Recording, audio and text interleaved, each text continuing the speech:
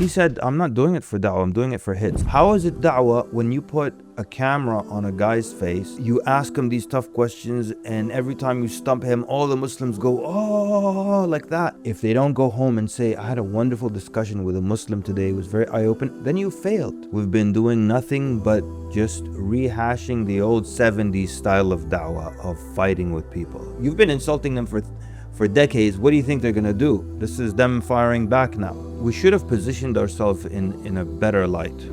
You heard the stats that say Islam is the fastest growing religion in the world. But in the US, Christians seem to be having their own cultural and social resurgence.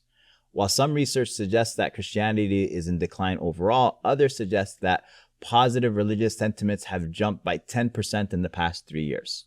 The rise of the far right, evangelism, Christian-oriented media, and online social movements have all played a role in this. But what does it mean for Muslims, and especially those in the da'wah scene? Are the same old talking points enough? Do we need to revisit our approach to da'wah in the first place? That's what we're going to discuss today, inshaAllah ta'ala. Assalamu alaikum, and welcome to the AlMaghrib podcast, where we chat with scholars, community leaders, and specialists in fields serving the Muslim community. My name is Ammar AlShukry, and today I'm joined by Shaykh Kamal El Mekki, a long-time instructor at AlMaghrib, specializing in da'wah and aqeedah. With all his experience giving da'wah across North America and the world, we can't wait to hear his insights on the subject. We hope that you find it beneficial, and if you want more in-depth discussions like these, be sure to hit subscribe and turn on your notification bell. Assalamu alaikum, Shaykh Kamal. Wa alaikum assalam wa rahmatullahi wa barakatuh. How are you, sir? Welcome back. Thank you very much. Thank you. As you see, every time you come, we're upgrading the space. Very nice. I love the setup. We've got tables now. We've got mugs now. Excellent. Hayakallah, Shaykh. Welcome. Allah hayyi. Someone commented and said on our last video, what's with the lofty intro? Because unfortunately, I don't even think I did your intro enough credit. I only called you the Lion of the Sunnah, the Qahir of the Innovators. But we need to add to that the Black Belt of Da'wah. Hayakallah, Shaykh. How are you doing? And they don't know that it's just all a joke. Yeah. I know it's all a joke. Alhamdulillah. Alhamdulillah. How are you doing, Shaykh? Alhamdulillah, very well. And we haven't even gotten to your adventures. We should have added the adventure. I mean, we have some footage, Shaykh, of you at Clear Lake Islamic Center, which is legendary, that we need to add. There was one time where you captured, what kind of snake was it that was outside? It was a cottonmouth or water moccasins, the same thing. Yeah. I don't know what that means. It's just a venomous snake. Oh, it is venomous. Yeah. So it was dangerous. It was dangerous. So you got aura off of that, as the kids say. The funny thing is, like, I was looking at something outside in the shed, and I'm moving towards it, and I'm looking up, and then suddenly I notice it, and you see in the camera, I start running, and everyone's like, "Oh, you're running away!" I'm like, "Nah, Habibi, I was running to get something to grab this thing," and we came back and we captured it. So you recognized it right away as a cottonmouth snake. No, not right away. Okay. Because it was all curled up in the beginning, and I just recognized a big snake. Cottonmouth, they look so angry. They're so mean. Interestingly, snakes, I've had garter snakes. I've had ball python. And what do you mean you had it? Like as a pet. Oh. Yeah. So I've had pet snakes before. Why would you have pet snakes? I like snakes. Okay. They're interesting. They're amazing. They're mysterious. If you'd never seen a snake before and someone told you that there's this animal, it's got no limbs, but it can climb, swim, strangle, you'd be like, stop making stuff up. That's right? And that's why Allah mentions in the Quran, وَمِنْهُمْ مَن يَمْشِي عَلَى بَطْنِهِ, those that creep on their bellies, which is referring to snakes, right? Because they are amazing. Now, the other thing is that, like, you've ever seen these videos of people getting bitten by their pet cobra or whatever? I've never seen those videos. Yeah? No. I'm not on that side of YouTube. Like, the guy will feed the snake every day every couple of for years. Of course. And every time he opens, that thing comes out angry like that. So there's So they're not like other like lions and all of that where they create some sort of relationship with you. There's no relationship with the snake. There is no relation. Even though one time I saw a guy, his python kind of knew him. I saw this always in Africa somewhere. He whistles to it and it starts to move, maybe reacting to him. But generally, like even your python, they have bad eyesight, and so they might bite you. But the point is that there is a hadith that says, and Nabi Sallallahu Alaihi Wasallam says, ما سالمناهن منذ أن حاربناهن. We have not made peace with them since we've begun to war with them. With snakes. Yes. And so the hadith, some scholars use it to say, when in human history did humans go to war with snakes? When was there a conflict between humans and serpents? And that's why some of the Muslim scholars use this to say that Iblis came back in the form of a serpent, just like the biblical story.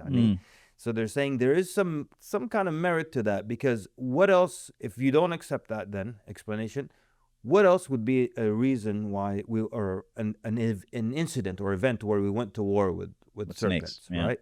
But it's interesting how like they just never get used to you. There's always this animosity, you know. They're never truly domesticated in that sense. No, that's why, you know. And I have my personal theory, like on it, or rule, that if your pet doesn't recognize you, it's not a pet. And there was a guy, this is a friend of mine at work, and he fell asleep and he woke up and his python was halfway up his arm. Okay. And their teeth are pointed this way, so things can go in but not pull out. So he's this 200-pound python. So he's driving with one arm going to the ER so they can remove this python. Meaning it was yeah, it was like trying to eat him. Like it's trying to eat you. Oh, when you say it was halfway up your arm, its mouth. Yes, its mouth. I thought it was wrapped. No. So like if La ilaha if your illallah. pet thinks you're dinner, Oh that's my not a pet. goodness. I would not drive to the ER. I'd just get a big knife. I would remove it Yeah. myself. So Oh, yeah. that's insane. Well, we got off the rails right at the beginning of this. Easily, right?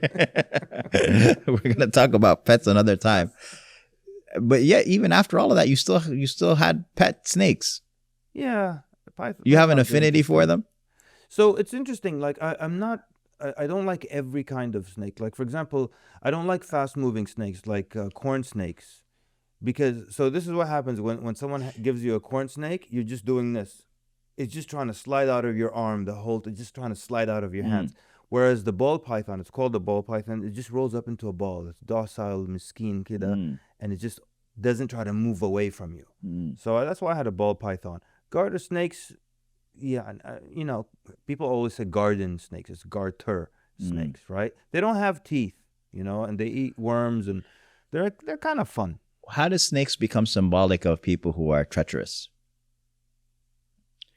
Is that because of your friend, while he went to sleep, the snake tried to eat him? You know? It's possible. Just, but probably... what personality traits does a snake I think have? it's just probably going back to the biblical story, because, you know, the serpent deceived and everything. That's probably where it came from. Allahu Alam. But also their nature isn't where, you know, even as a pet, it just never it has loyalty to you or anything like that. Yeah. So I could see where that formed, you know? Okay. Yeah. So, Shaykh, we were going to talk about Dawah. Yes, sir. Yeah. So, you know, off of our last podcast with you, you mentioned that you wanted to talk about this topic and basically the rise of Christianity in the United States, which for sure anybody who's paying attention sees that there is a resurgence that's happening now. And you mentioned that you had a lot of concerns with regards to how the Muslim community has been interacting with regards to Dawah. Absolutely.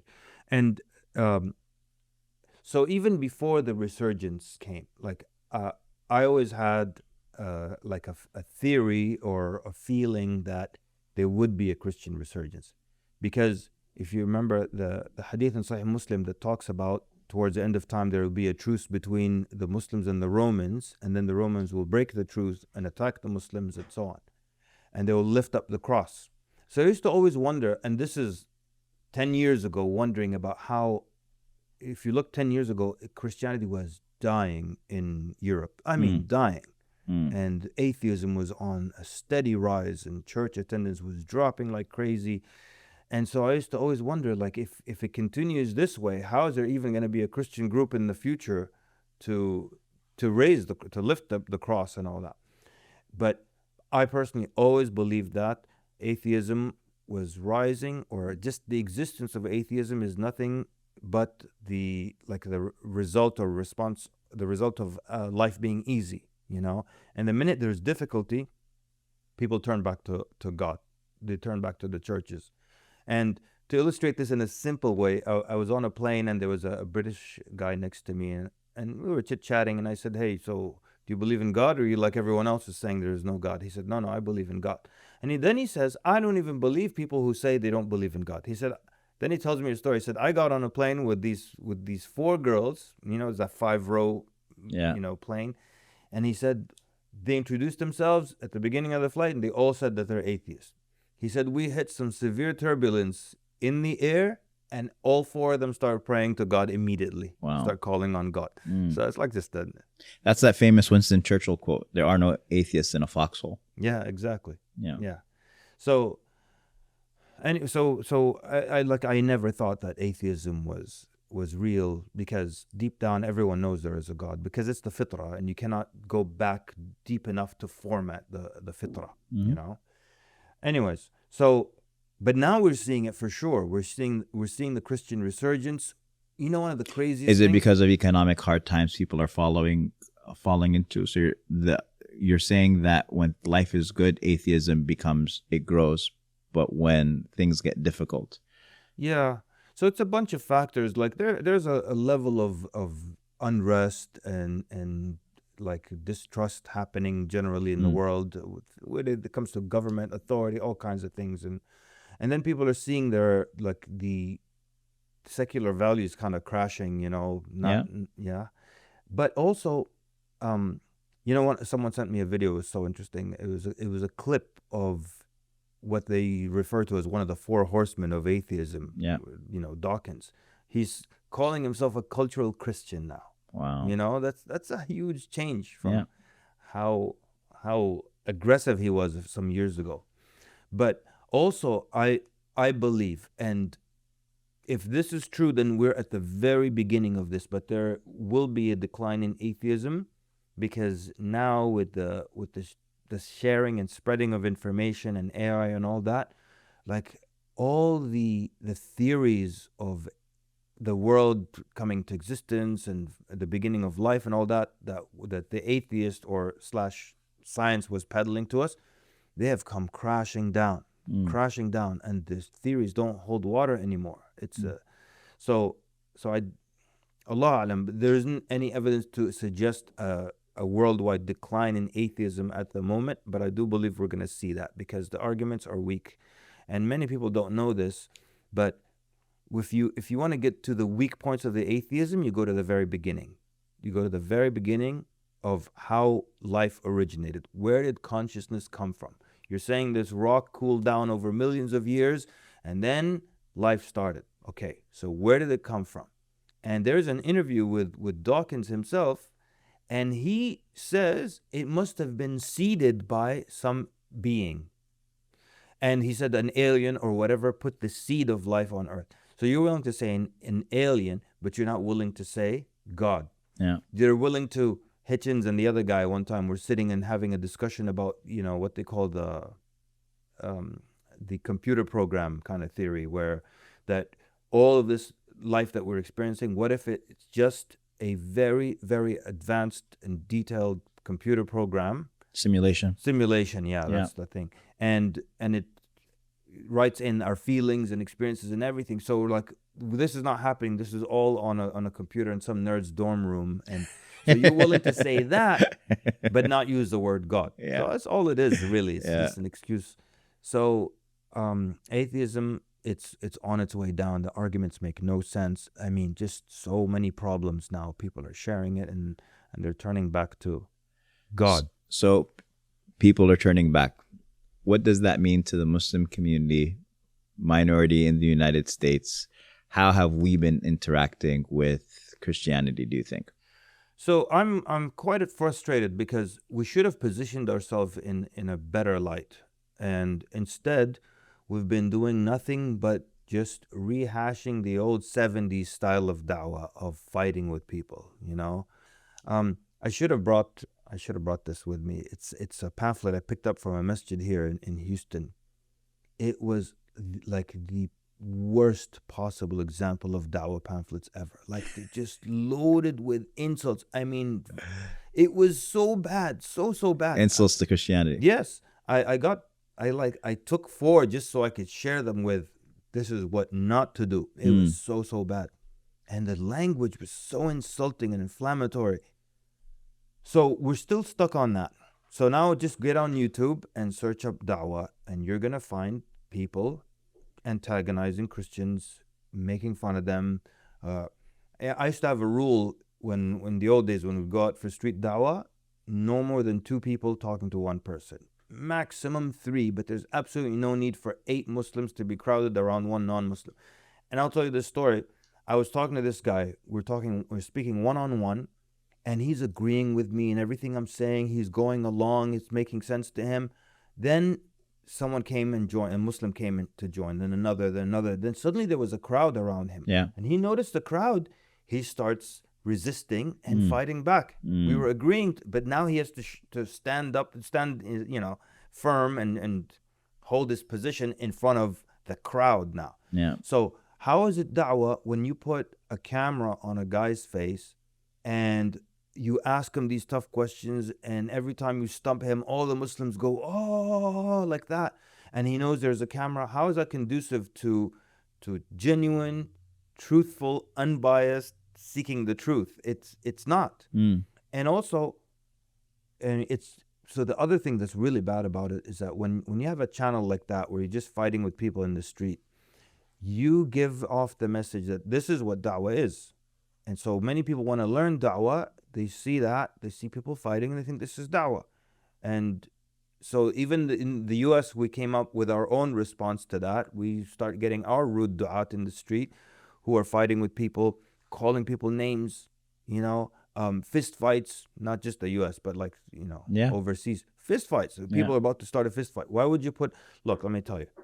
So if I had a cameraman following me as I was giving da'wah in the street, and then one day I kind of lose my cool or I'm about to fight with someone, I would tell the cameraman, delete that footage. I would not post it. But posting it, and we don't want to question people's intention or anything, but posting it is indicative of wanting hits more so than, because I would be embarrassed. And if one day I lose my cool at the da'wah table and I call someone names, cursing people out, all this type of stuff. Yeah. So a lot. And I'm not going to mention names, but I know for a fact that one of the popular YouTube du'at, he openly, said to someone that I know, one of the famous du'at, he said, I'm not doing it for da'wah, I'm doing it for hits. I'm establishing my name. I'll use that to establish my podcast and everything like that.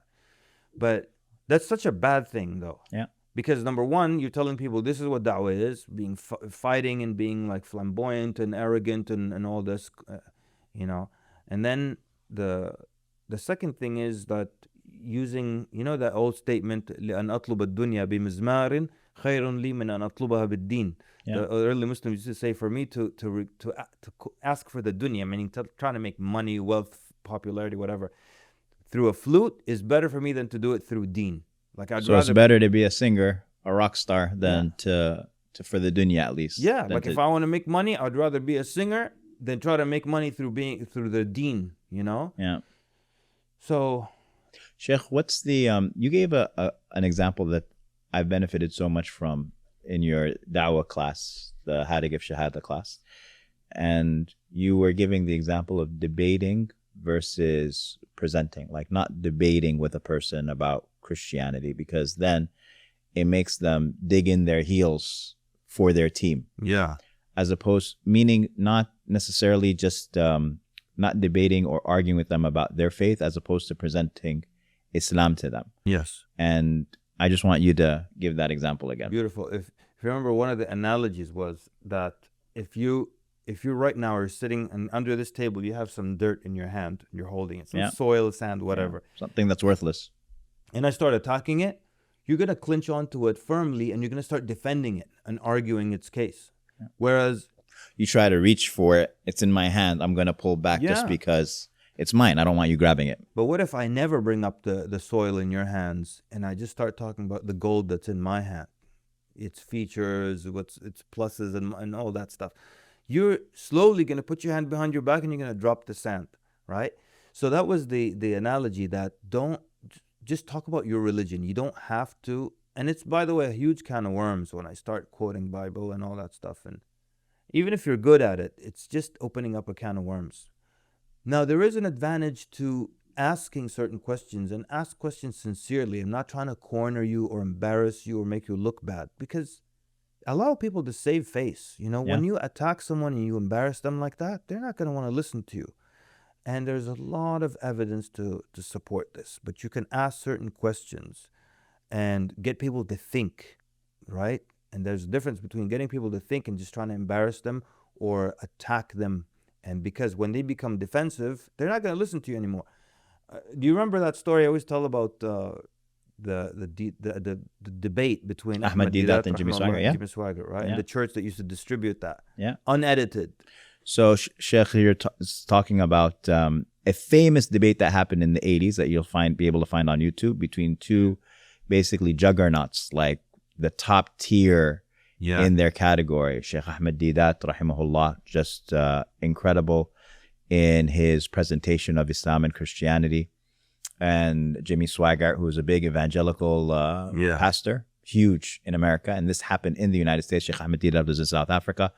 And he came, and if you watch the video, you'll actually find a very rare footage of Imam Siraj Wahaj in a suit. And nobody in the world could make him wear a suit except for Shaykh Ahmad Deedat. Shaykh Ahmad Deedat made him wear a suit. About that. Yeah. You'll see a young Imam Siraj in a suit. So when you watch it as a Muslim, you're 100% convinced that Ahmad Deedat completely, he knows his stuff backwards and forwards. Mopped the floor. He cleaned the house. It's clear for the Muslim, right? Yeah, and you watch it and you'll come to that conclusion. Yeah. Yes. So this story was told to me by Sheikh Yusuf Estes. So he told me that there was a church in America that used to mass produce. This is VHS times, right? Mass produce VHS copies of that debate, unedited, and they would pass it out to the congregation on Sunday. So I used to, in class, I would ask people, why would they do that? People, to show the Muslims are aggressive. Nope, that's not it. To show them how to respond to the Muslims. No, that's not it. It's real simple. They hear their guy winning. Go back and listen to the debate today. They whistle and cheer and whenever their guy says something, because they hear him winning. So that's the thing usually about debates, is that you become closed off. You put a mental block. You don't even listen or allow the other arguments to come through your defenses. So it's not good. It's not conducive for da'wah. But what's interesting though, I was saying getting them to think by asking. So this is a technique that in the da'wah class that we developed, that we call it getting people to think outside of their box. You're being sincere and you're asking them questions to explain some concepts that perhaps don't make much sense to you, right? So one of the fields or areas that I studied is called rhetorical criticism, right? And some of the scholars in that field, they studied when people convert, right? So there are a number of conversion theories, but there are three that kind of more or less pertain to religious conversion, right? So one of them is John Laughlin and Rodney Stark, and they came with the classic sociological theory, which states that number one, there is some kind of what they call it, basically not a trial, but some kind of problem that happens at the beginning, right?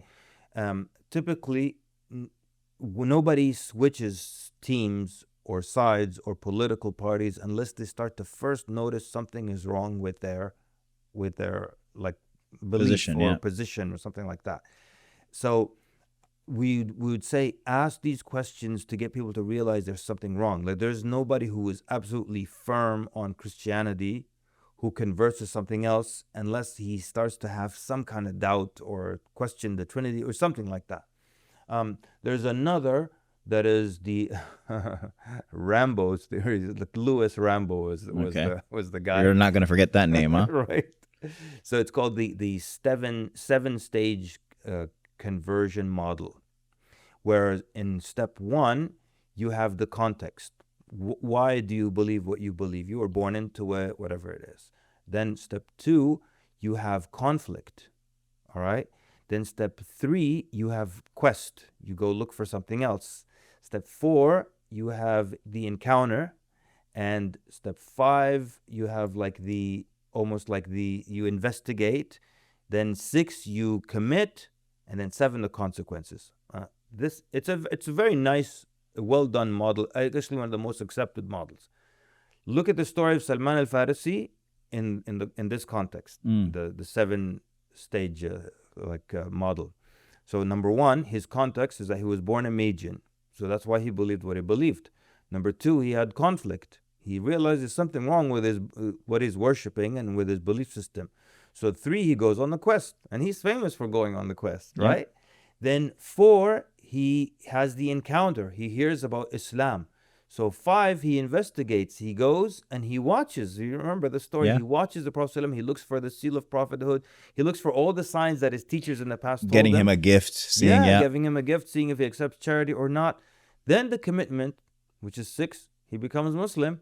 And then the consequence, 7, he becomes a Muslim, becomes a companion, he does great things and so on. Fits beautifully. Then there is the religious social theory, which is, or the social religious theory, something like that. And basically, if you look at the early conversions, meaning day 1 of Abu Bakr radiallahu anhu, they're all people that were comfortable with him, kind of knew him, and this theory talks about how people, and you've seen people like that, they convert because they felt comfortable at the masjid, or they felt comfortable with this community, they felt welcomed with the community, and that's why they convert. What's interesting, I used to say that in all my years and in all my travels, I'd never met, and granted, you don't always, when you meet a revert, you don't always ask them how they became Muslim, right? But in all my life, I had never met someone who became Muslim at a da'wah table. Until I think it was last month. It was my first time.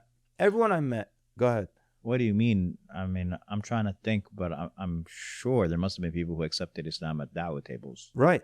And I know I've seen them, right? Okay. Or I've even been at da'wah tables where that happened. But like every time I meet someone who is a Muslim, has been Muslim for years, like, he became Muslim because he was going to marry a Muslim, or his coworker, or his neighbor, or his friend, stuff like that. So I always, in my mind, used to say, I've never met a guy who said, I was walking by and the da'wah table stopped me and I became Muslim. Except just last month. I see what you're saying. The first time I met someone. You've been at da'wah tables where people have accepted Islam. But you've never found a person who's in stage 7, basically living the consequence of having accepted Islam at a da'wah table. Okay. So that's one of the reasons why when I was always giving, traveling and teaching the da'wah class, I always focused on, talk to your neighbor, talk to your coworker, talk to your classmate, because I really believe that that's how the majority of people come into Islam. Have you ever seen anybody accept da'wah from a da'wah debate? Da'wah debate? Yeah, on YouTube. Have you ever seen any of these debates ever end with, you know what, you're right, Ashhadu an la ilaha illallah wa ashhadu anna Muhammadan Rasulullah? Have you ever seen that? The guy, the debater themselves, or someone in the audience? The person who they're debating. All of those debate videos where the guy is yelling at the guy. And I want our, whoever's watching, our audience to let us know, have you ever seen, and feel free to link the video. Is there a video where a guy actually is on the opposing end of the debate and he says, you know what, you're actually right? Because I haven't seen one yet. No, I'm very interested to see.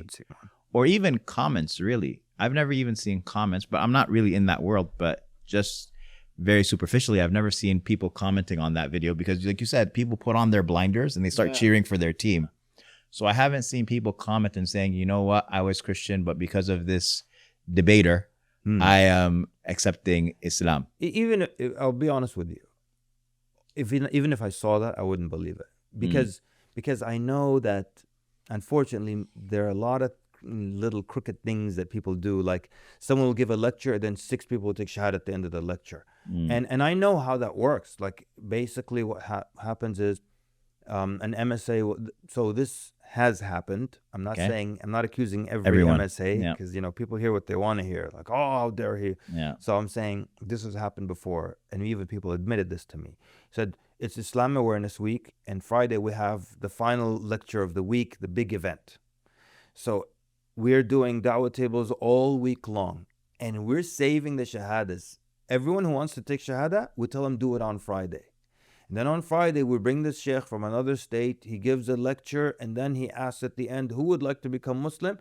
We bring our 5 people that we put on hold up on stage. So it looks like they became Muslim as a result of that lecture. And people used to invite me in the old days, oh, we have an MSA, Islamic Awareness Week. We want you to give the final lecture on the Friday. And I used to tell them, listen, don't expect shahadas at the end of that lecture. That's not how it works. These videos are kind of like, what's the word? Kind of.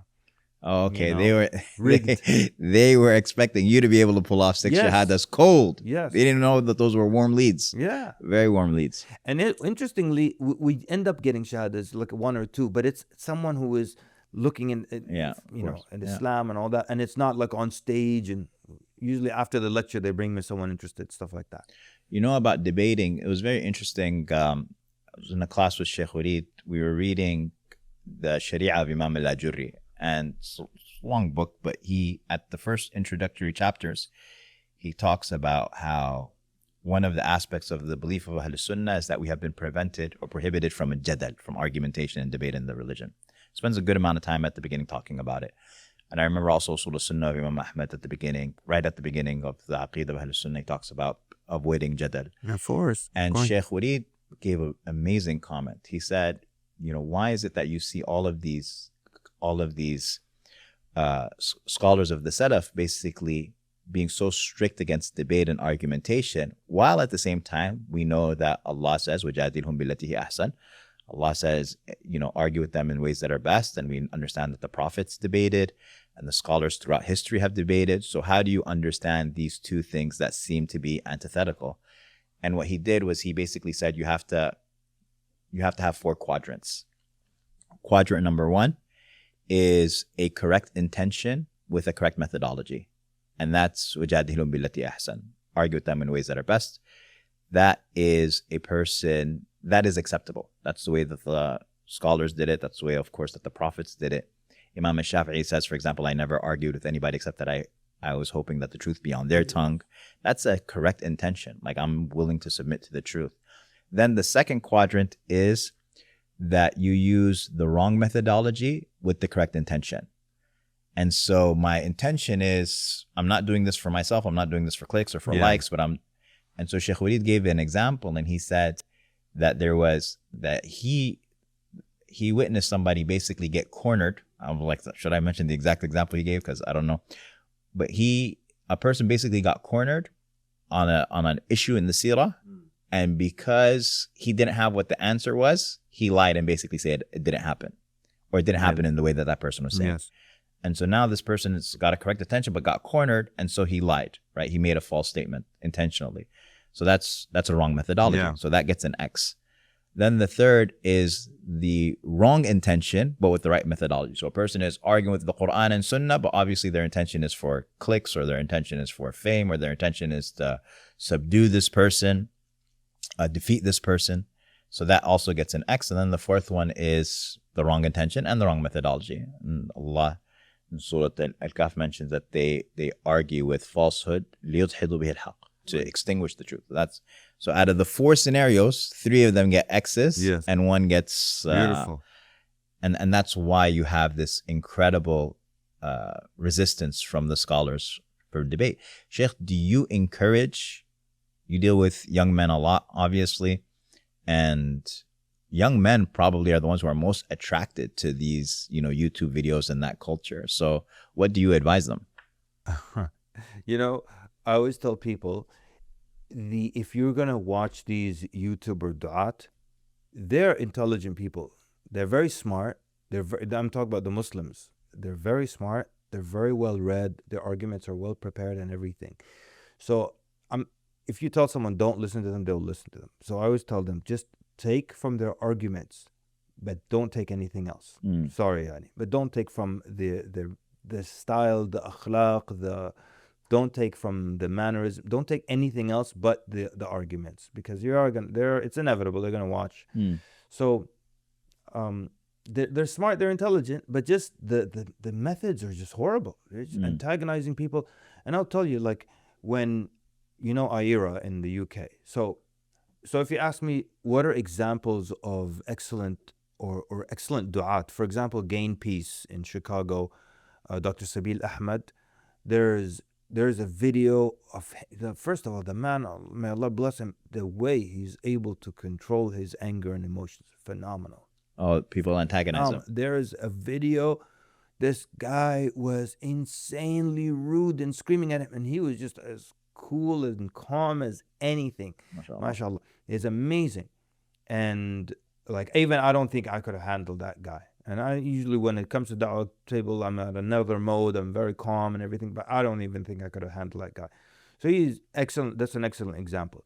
Today I consider them of one of the best examples of da'wah. Even though, be honest, there was a time when I considered them not a good example of da'wah. When they first came on the scene, they came out with some studies and research and pie charts, and I was like, this is it. This is my group right here.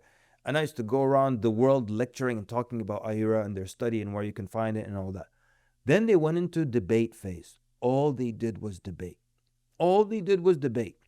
And they debated the atheists, and they antagonized people. Like, so this is back when I could go to England. I would, I went there, and I was talking to them, and we were having dinner. Like, so cameramen, everybody, like in Irie, I kind of knew. And I remember one of them suggested, like, oh, you know what we should do? We should take him to Speaker's Corner. He'd love it. I'm like, no, I would not love it, because I don't want to. Okay, let me calm down with the anti-British stuff. But I don't want to be in close proximity to the British people. Let's keep it clear. All right. There's a lot of them in Hyde Park. Come on now. And people even come with the wrong intention. You're coming to look for a fight. Let me tell you something. Back when I used to go to the UK a lot, I'd finish my lecture, and then they'd start making announcements. I was like, could have sworn every other lecture I give, the announcement, there's a debate on Wednesday at Wembley Hall. Why is there always a debate? Every time I finish a lecture, they're announcing there's a debate. Yeah. And even like non-Muslims would get up, and they've got those internet prepped kind of, well, Islam said, I'm not used to this in America. We don't do this. Anyways. Yeah. And I would tell them, you guys, like, when you have an encounter with a non-Muslim or an atheist, if they don't go home and say, I had a wonderful discussion with a Muslim today, it was very eye-opening, then you failed. Okay, because you're antagonizing them, they're going home hating you more. Are you bringing them closer to the truth or further away from it? You're pushing them further away from it. Nobody listened to me. Then they had that little incident where they started being banned from campuses all over the world. Then they made the switch. By the way, shout out to Yusuf Chambers. I have a lot of respect for him. MashaAllah. When I met him, at that time, he was also very against the debating, and he could see that it's not fruitful. It's not gonna, be conducive to good things happening in the future. Sheikh, what's the alternative? I do suggest, for when young people ask me about debates and wanting to do one on campus, I actually refer them to a video with Shaykh Ammar Sulaiman. He has it's called Islam, Christianity, and Judaism, a discussion, and it was held by some organization in Dallas. That one on stage. It's on a stage, and it's got like 10 million views, something incredible, mashallah, tabarakallah. And they're just presenting their beliefs, and you can check the comments. I would assume that it has more people saying that they accepted Islam because of that imam. They don't even know who he is. The imam. Amazing. He said he would always quote his scripture, whereas the Christian and I guess it was a rabbi, they were always saying, I think this. And so it just became clear the difference between the Muslims presenting, and he didn't have to talk about their religions at all. Yeah, he was just presenting Islam. May Allah bless them. Interestingly, in the Dawah workshop, I would always tell people, don't say Muslims believe or we believe. Don't say it like it's just what we think. Say it like this is the truth, and that's also more impactful and more impressive when we think that we believe. Oh, no, Allah said this, and the truth is that. What were we saying about that? So, Sheikh, but with all of this antagonizing and debating, so now we're in this particular moment where we have Christianity on and you were concerned about that. What are the concerns that you have?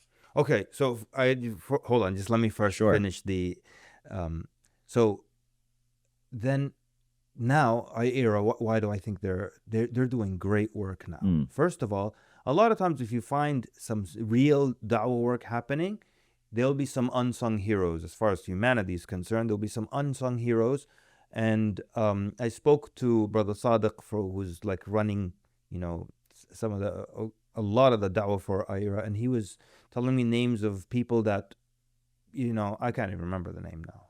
That's how unsung. Yeah. But Allah knows, right? Of course. But now they're doing good, clean da'wah work. Like they'll go to a village in Africa. They'll stay there for 2 weeks. They'll speak to the chiefs, the people in charge first, and get permissions. Then they'll leave and have people remain there teaching because. So one of the reasons also I didn't focus a lot on the da'wah tables is that a lot of da'wah table work is not successful. And I'm using my own terminology here where I differentiate between an effective da'i and a successful da'i. An effective da'i, he can effect change and get some shahadas, but he does not follow up, and so he's not a successful da'i, right? So a lot of da'wah tables, you get some shahadas, you show the numbers, some loud takbirs, but there's no follow-up and stuff like that. Yeah. So even though many people do become Muslim at da'wah tables, there isn't follow-up. And without follow-up, it's hard to maintain. Very hard. Yeah. Very hard.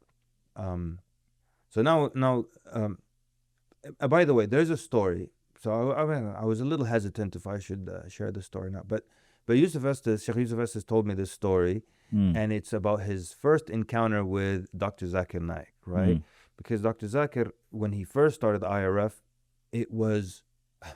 What's IRF? Islamic Research Foundation or something like that. Is it a major da'wah project as well? That was Dr. Zakir in the beginning. Okay. It was IRF. It's his old days when, the thin days when he used to have the suit, the hat, and well, I guess he still does, and he would just always quote scriptures. They would put out debate after debate after debate. And they would send this box. So he's debating other people in India?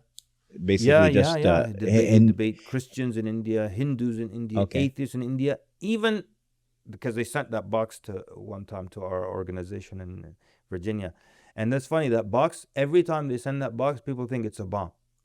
They send it to, I don't know what I should say, but they sent it to Care National. They called the bomb squad and stuff because they thought it was a bomb. They sent it to the institute I was associated with. We were certain it's a bomm. And, why? I remember it's just a box. I was opening it as I was saying the Shahada.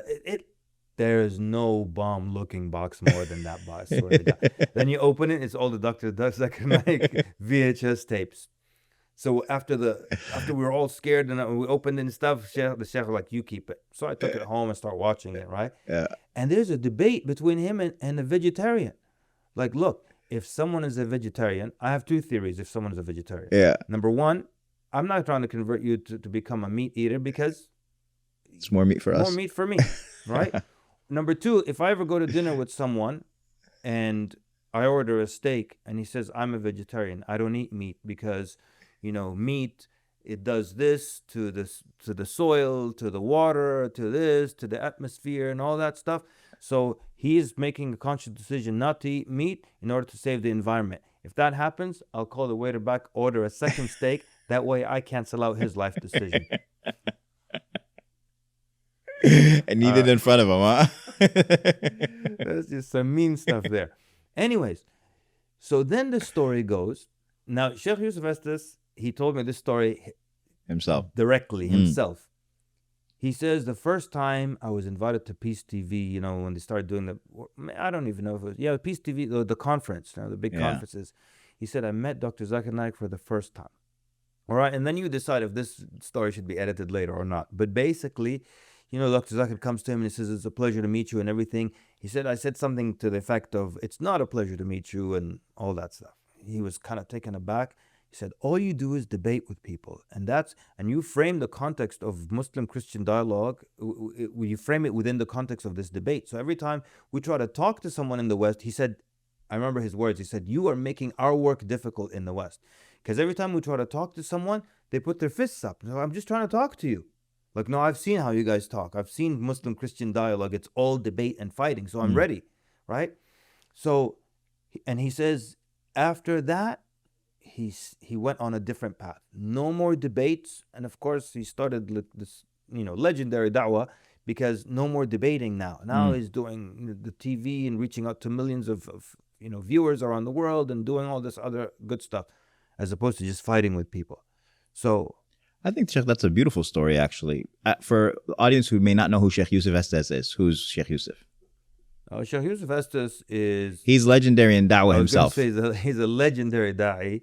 He's, and he's well versed. He is studying Christianity, and interestingly, many people don't know this. He has a PhD in the English language. He's actually has a doctorate, but he doesn't go around calling himself doctor. And he actually jokes. He says, "I don't use it," because he hears Texan English, right? That's what I was gonna say. You say like when you tell me he has a doctorate, all I hear is a Texan. Yeah.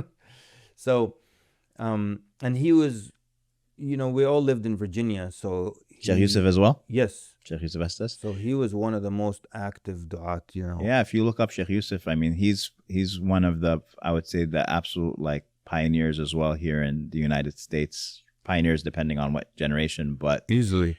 Definitely in the 80s and the 90s, he was active in every community, traveling nonstop. May Allah subhanahu wa ta'ala preserve him. Ameen. And it's a great example of one, I guess top tier, you could call it, successful da'iyah giving nasiha to another in another part of the world, and him actually accepting that advice, which is also very important.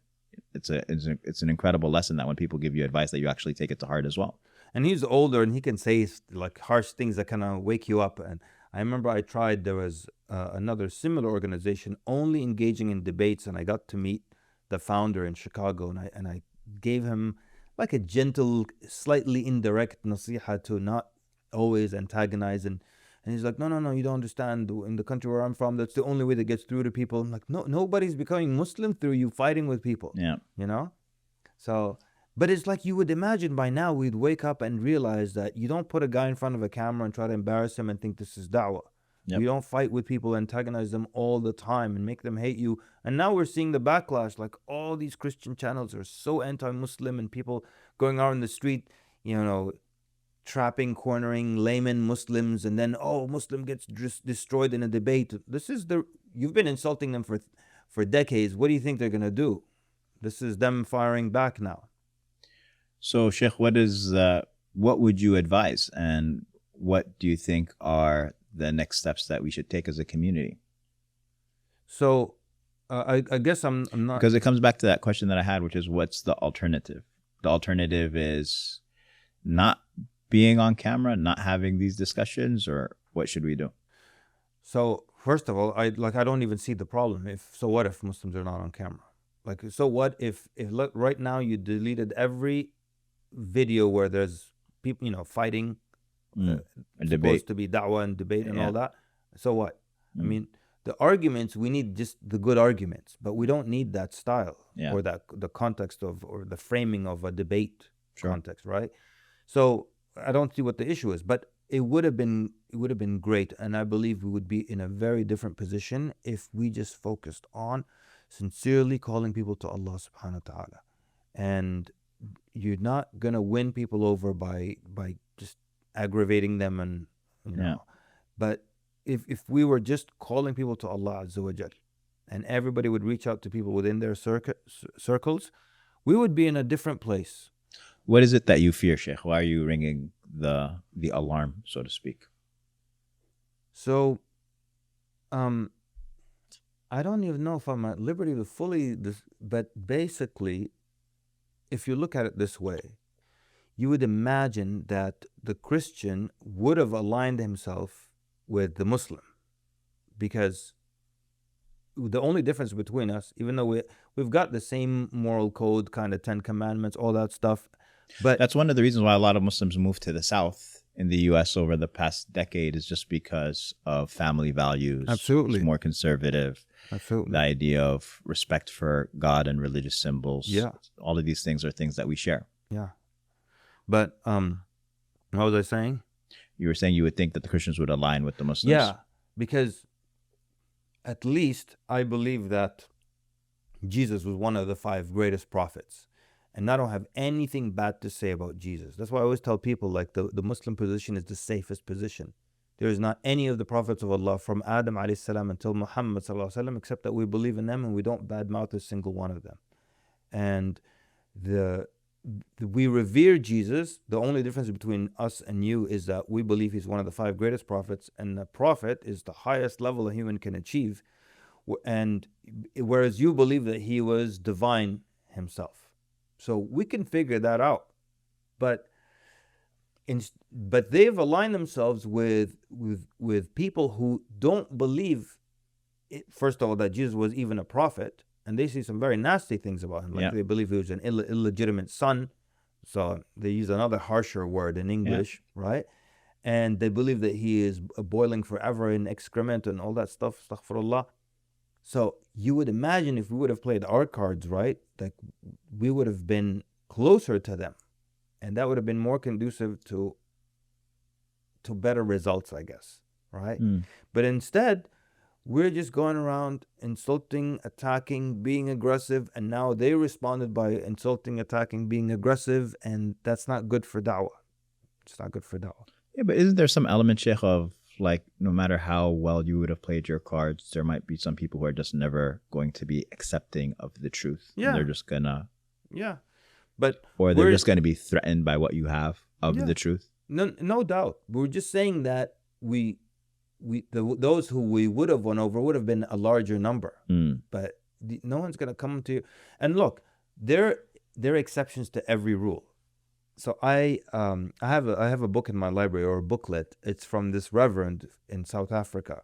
But Sheikh, sorry, just not to cut you off, but it's not just the YouTubers that are causing all of this, right?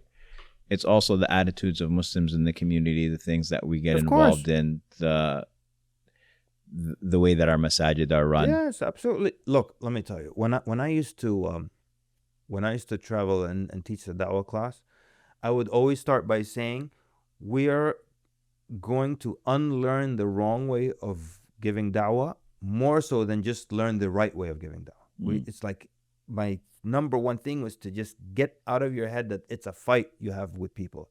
And I thought that there was a time when we got over that, and then suddenly we go back to the fighting styles again. And when Ahmad Didat, rahimahullah, when he started debating and everything, it had its purpose.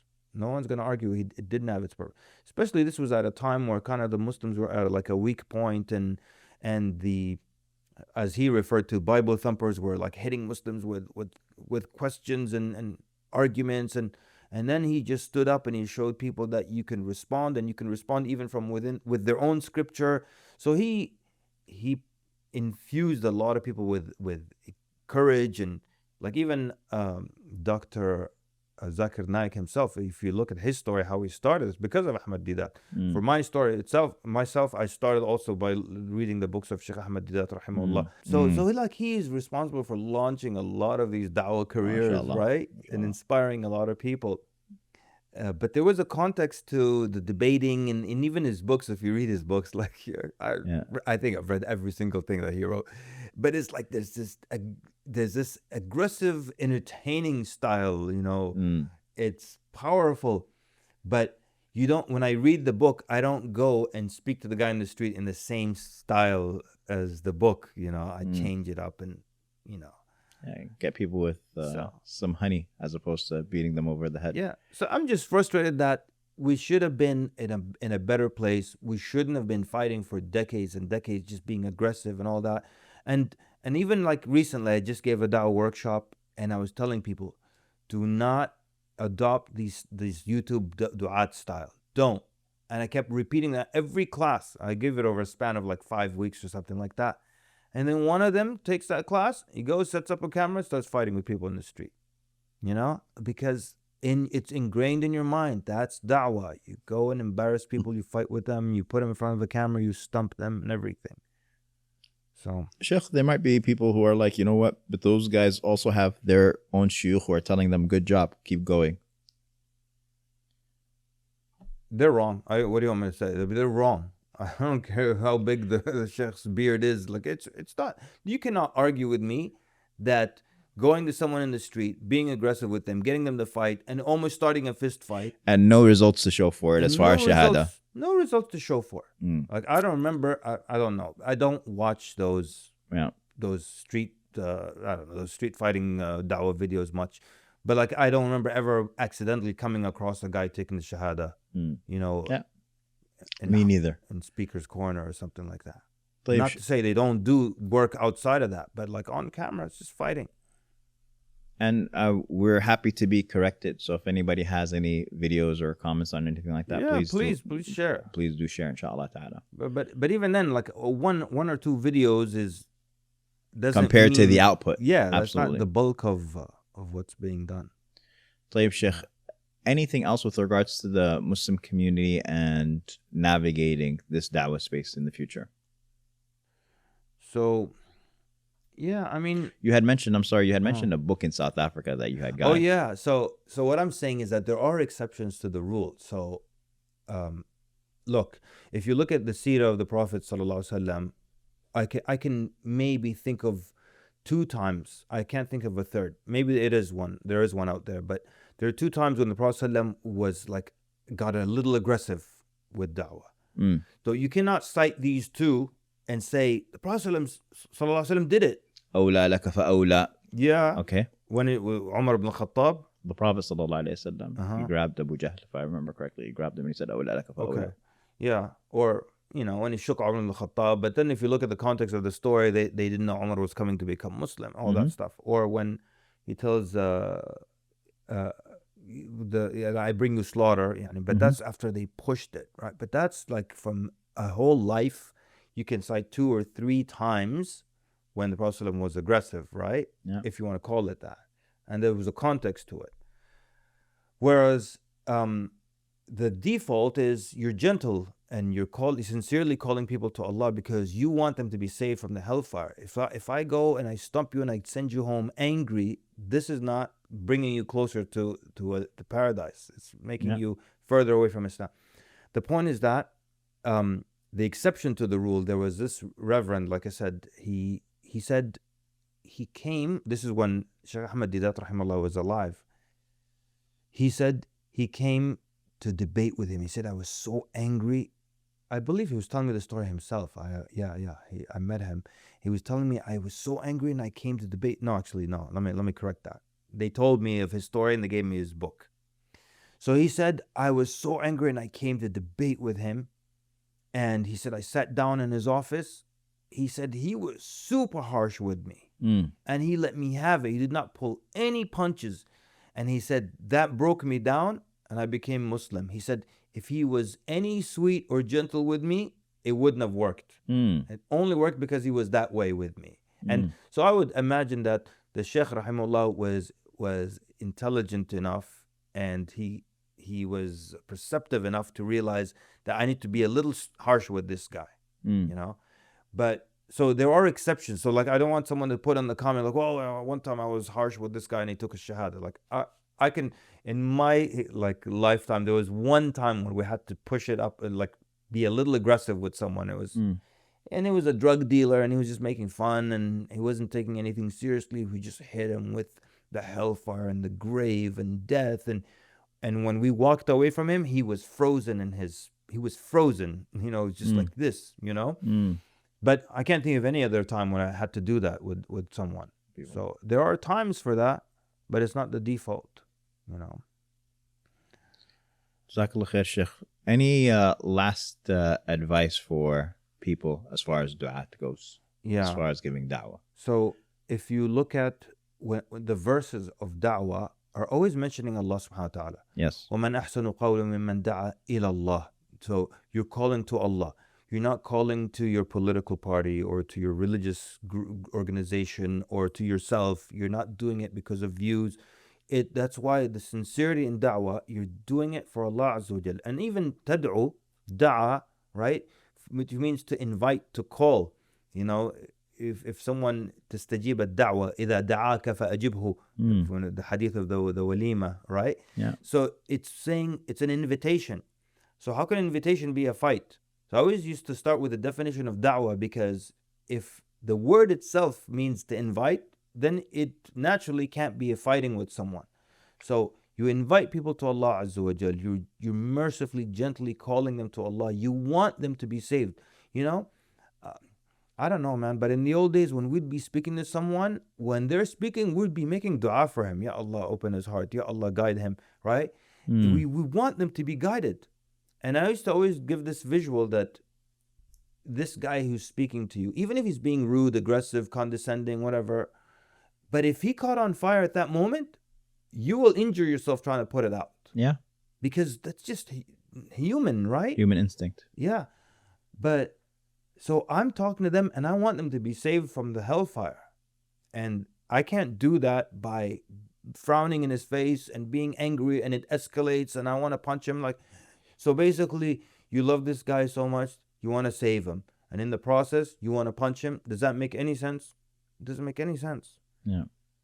So I guess in a nutshell, what I want to say is that, one, we should have been doing a better job with good, gentle da'wah, with good, sound arguments. It's not too late. We can start to fix that now.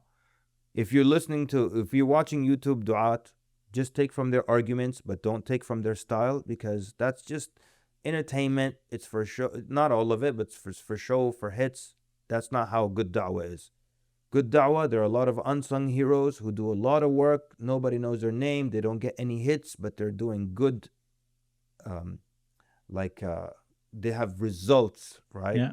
And they're following up with individuals and everything. They're not popular names. And there's a Christian resurgence now. They're attacking, they're hitting back hard. And it's not necessarily sound arguments. It's kind of like nonsensical stuff, right?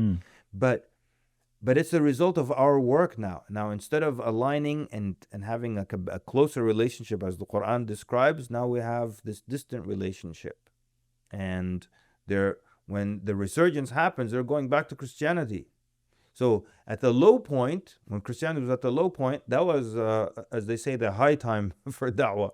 And we didn't do anything. And now the resurgence is coming.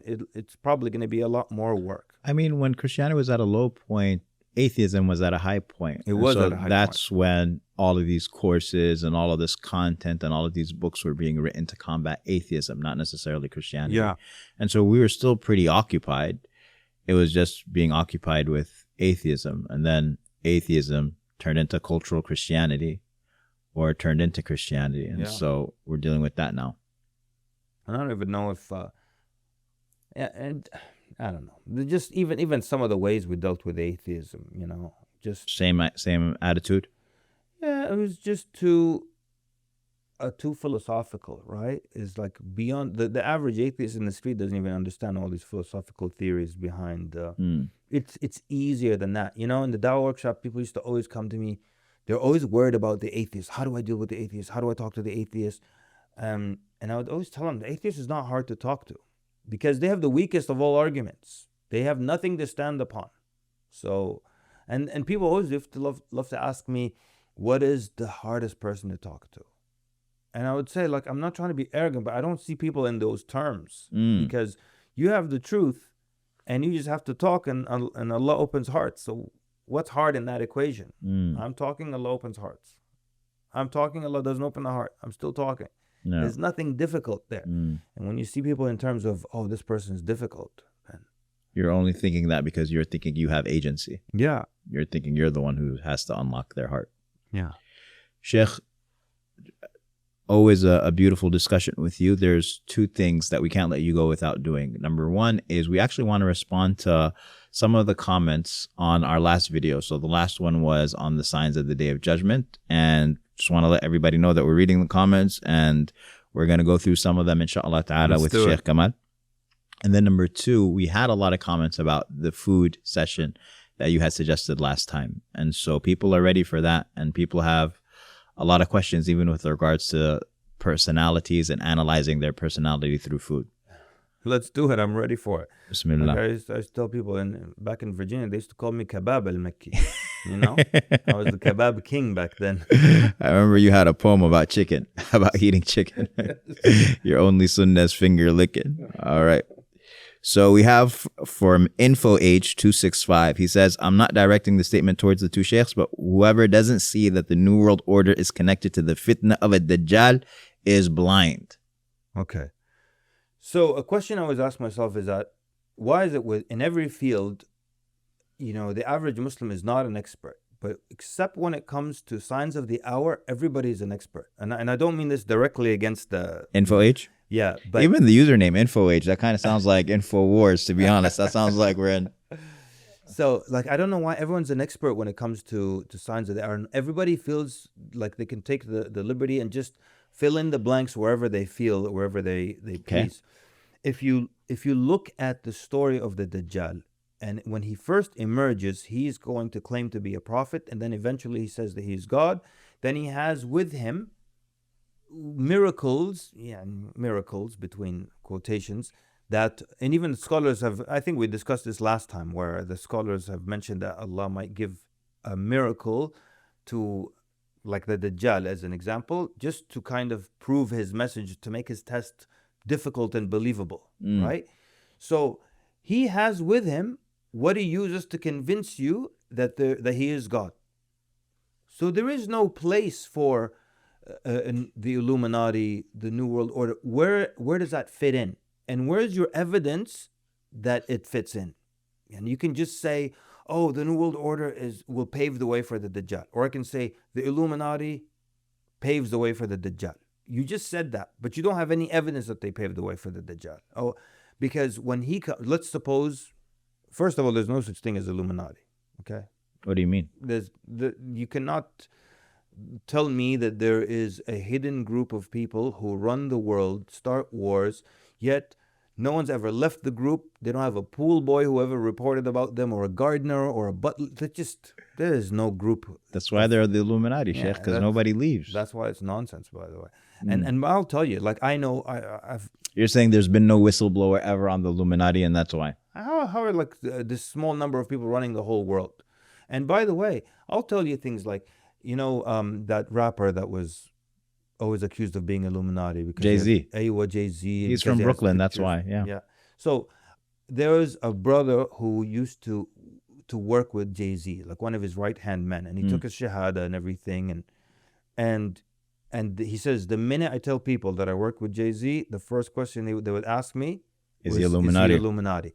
And he said, I never saw anything Illuminati about him. But he would put things in his videos to get people to talk about the videos. He'll put candles with blood and whatever. He will make sure they set that up in the background and whatever to get people to talk about the videos. He was using it for hits. Of course. There was the Rihanna. She had in the back. First of all, did you really Rihanna? You turned her into a Desi sister. In the back of one of her videos, she says Illuminati something. So you're telling me she's part of this top secret group, but she writes it on the back of the video. Yeah. There's no such thing as Illuminati. There's no evidence. What about Snoop, Sheikh? Huh? Snoop. I don't know. What is he supposed to be part of? No, I just wanted you to say his name. Huh? Snoop Doggy Kalb? Snoop Kalbi Kalb. So anyways, Illuminati, or that there's 7 families that run the world. Please. Okay. No evidence. And the most important thing is that there's no evidence for... But yeah, the point from is the hadith or anything like that about there being some sort of global system. So let's assume. Okay. Let's just humor me. All right. Let's assume there is no New World Order, no Illuminati, nothing. And then the Dajjal comes with the assistance of the shayateen mentioned in the hadith. See, that's the Illuminati right there, the shayateen. No, the hadith is very specific that the shayateen come in the form of your deceased parents, and they just speak to you and they just come, beta, believe in him. What on earth does that have to do with the New World Order? So let's just follow me. Just assume there is no New World Order, no Illuminati, nothing. And then the Dajjal comes with the help of the shayateen and the superpowers that Allah has given him. Would he be successful or not? Yeah, he would, of course. 100%. So there's no need for anyone to pave the way for him. So you're just inserting this into the story, but there is no evidence for this insertion. That's what I'm saying. That's what I'm saying. You have no evidence for that. And he's not in need of it. And he can be super successful, and he will be without any of Is that your same answer to those who do the same thing with AI? That AI is going to pave the way for the Dajjal? Type if AI completely crashes and collapses and society deems it illegal and it doesn't exist anymore, will the Dajjal be successful with all the powers Allah has given him? Yes. The answer is 100% yes. So there's no need to inject and insert these things into the story. There's no need and there's no evidence for it. Okay. But it's possible. It's possible. Yeah. But what I'm saying is what I always start with, like every era or every generation is guilty of putting the end of times world in their context, in the context of their current present world. Yeah. That's what's happening here. We have, and Jazakallah Khair, Info H. I was just teasing with regards to the name. Thank you for the comment. CV Hashim as well says, Sheikh, the Sahara and Arabia actually used to be green thousands of years ago. Archaeologists found old riverbeds, lakes, and even hippo fossils across the desert. Around 3000 BC, it was still transitioning from lush grasslands to the desert we know today. The Prophet ﷺ said, Arabia will turn to greenery and rivers. Looks like history will repeat itself one day. Good job. Exactly right. And I was saying, because for brevity of time last time, that there's a lot of evidence that it was green and there's no dispute that it was green. So that's just further evidence. Good job. Jazakallah khair. Nurita says, why do many Muslims want to see Dajjal? I hope I die before Dajjal comes. Smart girl. That's how, lady or sister. That's exactly that's the attitude, because you don't wish to meet the enemy in the battlefield. You don't wish to experience fitan. So why would you want to experience the strongest fitna ever till the day of judgment? Why would you want to experience that? Yeah, so smart. I don't know who are these Muslims who wish to meet the Dajjal, you know? I don't know, Sheikh. They're probably youth. I'll convince them. Put them in a headlock. Payam1747 says, Sheikh, what are your thoughts about the idea of a possible ice age? Because the hadith mentions to join the Mahdi, even if it means to crawl over ice. So okay. And the hadith about the arrival of the Dajjal, the day lasts as long as a year. If the earth would stop to rotate, it most likely becomes extremely hot on one side and extremely cold on the other side, resulting in the collapse of vegetation and so on. Yeah, so it's pushing it a little bit. If first of all, scientifically, Earth stopping to rotate, we spoke about that last time, like, you know, the estimate is 15 billion years before the Earth stops its rotation. So for the Earth to stop to rotate would have bigger problems than just cold, right? But look, okay. First of all, is there evidence of or a threat of an impending ice age within the next? There isn't. No. Is there snow and ice in parts of the world now? Yes. So that's what the Prophet ﷺ is saying. We don't have to go that far. He's saying that even if you have to crawl over ice or crawl over snow, so it's an expression, it's hyperbole, that even if you have to crawl, all right. Yeah. But if you live in Finland, Norway, Sweden, Canada, you're gonna have to walk over ice or snow to get to pledge them. That's all it's saying. We don't have to go to ice age. There's ice right now on Earth currently. That's it, Sheikh. Jazakallah khair. Thank you so much. And we're looking forward to the food podcast, inshallah ta'ala, very, very soon. All right. And we'll do it, inshallah.